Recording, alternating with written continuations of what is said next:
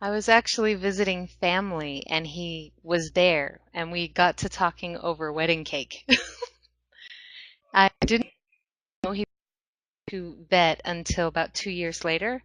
We just got talking about how much he loved flying planes and the women he'd known and all the friends he'd made and everything.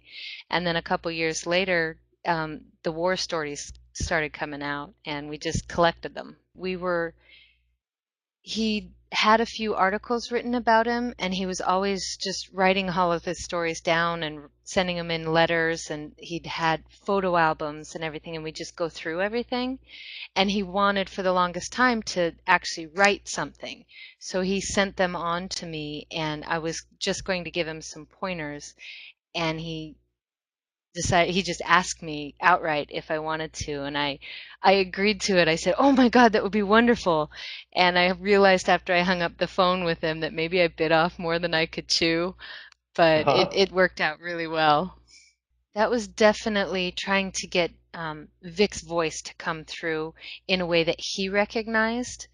I was more so writing the book for him than for me, so it wasn't necessarily my voice that I was writing in. So that was really awkward. Hmm.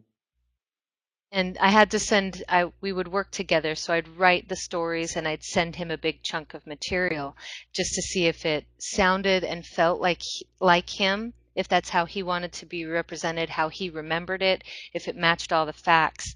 And a lot of times there were some artistic differences in how we thought a representation should go.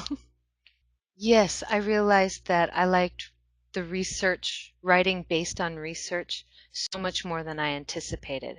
There's such a wide range of what you can do with it.